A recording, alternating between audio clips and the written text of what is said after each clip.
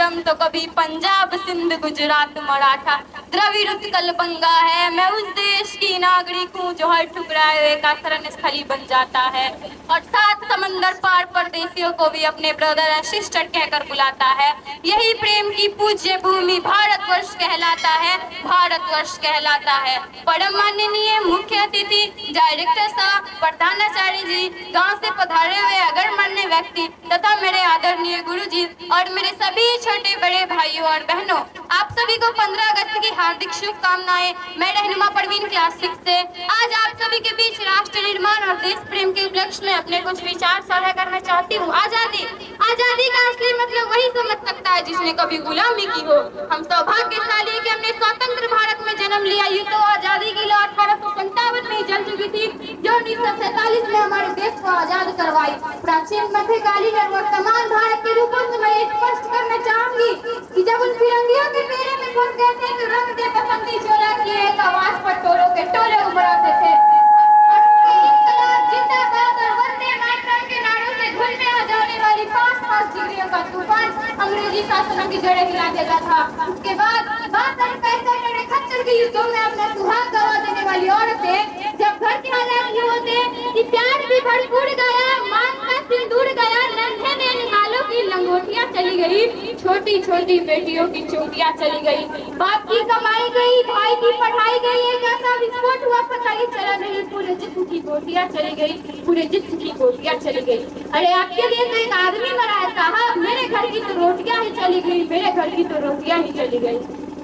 एक तरफ पूरा परिवार अपनी देशभक्ति साबित कर रहा था, तब देश बलिदान मांगता था, तब देश मर जाने को कहता था, तब देश मिट जाने को, फांसी दिलाने को कहता था। किंतु आज देश मर जाने को, मिट जाने को, फांसी दिलाने को नहीं कहता, बल्कि मेरे विचार से अगर कोई व्यक्ति अपना काम पूरी मेहनत, पूरी लगन और पूरी ईमानदारी से करता है तो वही सबसे बड़ा देशभक्त है।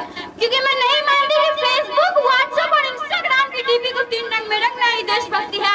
यदि अगर आप कहेंगे कि बस तिरंगा 2 बार हाथ में लेना ही देशभक्ति है, तो मैं ये पूछना चाहूंगी कि फुटपाथ पर रहने वाला बच्चा ट्रैफिक की छांव में नंगे पांव में जब तिरंगा हाथ में लिए बेच रहा होता है तो क्या ये उसकी देशभक्ति है? नहीं, ये उसकी देशभक्ति नहीं है, इसके पेट की भूख की शक्तियां जो उसे ऐसा करने पर मजबूर करती है। क्योंकि ना वो मस्जिद को जानता है, ना वो शिवालियों को जानता है, ना वो मस्जिद को जानता है, ना वो शिवालियों को जानता है। वो पेट के भूखे साहब केवल भोजन के निवालों को जानता है, केवल भोजन के निवालों को जानता है। अपने परिवार, अपने समाज और अपने देश के प्रति समर्पण का भाव है हमारी देशभक्ति। हर देशद्रोही के जीवन में आने वाला तूफान है हमारी ये सच्ची देशभक्ति, ताकि हर देशद्रोही ये समझ सके कि अगर तू परिंदा है तो ये आसमान भी तेरा है, अगर तू दरिंदा है तो ये शमशान भी तेरा है। भाईचारे से रहना है तो रहे इस जमीन पर, वरना ये कब्र भी तेरी और ये कब्रिस्तान भी तेरा है, वरना ये कब्र भी तेरी और ये कब्रिस्तान भी तेरा है। अब मैं बता दूं कि महिला सुरक्षा के मामले में हम आज भी चौथे पायदान पर आते हैं। हम ना एक ऐसे समाज में जीते हैं जहाँ पत्थर की मूरत को लगते हैं 56 भोग, भूखे नंगे तड़पते सो जाते हैं लोग, नंगे भूखे तड़पते सो जाते हैं लोग। यही सच्ची देशभक्ति और यही सच्चा राष्ट्र प्रेम कि न सरकार मेरी है, न रौब मेरा है, न ये बड़ा सा नाम मेरा है। बस एक बात का गुरूर है मुझ में कि मैं भारत की हूँ और ये भारत मेरा है, कि मैं भारत की हूँ और ये भारत मेरा है। और एक वैचारिक बीमारी जो हमारे समाज में मुझे नजर आती है, कहते हैं कि हम दुनिया के सबसे बड़े लोकतंत्र हैं। चाहे हिंदू पैदा होते हैं, मुस्लिम, सिख और ईसाई पैदा होते हैं, परंतु बदकिस्मती जात इंसान पैदा नहीं होते।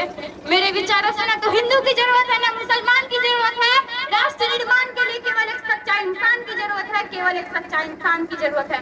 यही सच्ची देशभक्ति और यही सच्चे राष्ट्र प्रेम। और अब मेरे विचारों से देश का राष्ट्र निर्माण तब संभव होगा जब देश में नारी की पूजा नहीं, नारी की इज्जत की जाएगी। स्वच्छ भारत अभियान केवल सरकार नहीं, सड़क पर चलने वाला प्रत्येक नागरिक हाथ बताएगा। स्वच्छ भारत को दिल से अपनाएगा, स्वच्छ भारत को दिल से अपनाएगा। और अब मेरे विचारों से देश का राष्ट्र निर्माण तब संभव होगा जब एक गरीब बच्चा मध्याह्न भोजन के लिए नहीं बल्कि ज्ञान दर्शन। I begin Indian, I begin a student, I will proud to begin Indian, I will proud to begin Indian। और मैं सैल्यूट करना चाहूंगी सरहद पर दिन रात हमारी रक्षा के लिए खड़े हर उस जवान को, कि देश की पुलिस और प्रशासन, हर एक किसान को और हर उस व्यक्ति को जो अपना काम पूरी मेहनत, पूरी ईमानदारी और पूरी लगन से करता है, जिनके बिना राष्ट्र निर्माण की कल्पना करना भी असंभव सा लगता है। और आज इस मंच पर मैं भारत की बेटी पूरी जिम्मेदारी के साथ यह आह्वान करती हूँ कि हमारे देश का राष्ट्र निर्माण तब संभव होगा जब हम मिलकर प्रयास करेंगे, क्योंकि हमारी जिम्मेदारी अपने देश को आगे ले जाना, हमारे देश की जिम्मेदारी नहीं है हमें आगे जाना, हमारी जिम्मेदारी अपने देश को आगे ले जाना, अपने राष्ट्र को आगे ले जाना और अपने वतन को आगे ले जाना। और अंत में मैं बस यही कहना चाहूंगी कि मेरा हिंदुस्तान महान था, महान है और महान रहेगा। मेरा हिंदुस्तान महान था, महान है और महान रहेगा। होगा वो हौसला सबके दिलों में तो कभी पाकिस्तान भी जय हिंद कहेगा। अरे पाकिस्तान के सारा जहां जय हिंद कहेगा, क्योंकि सारे जहां से अच्छा हिंदुस्तान हमारा, हम बुलबुल है इसके, ये गुलसिता हमारा। धन्यवाद, जय हिंद।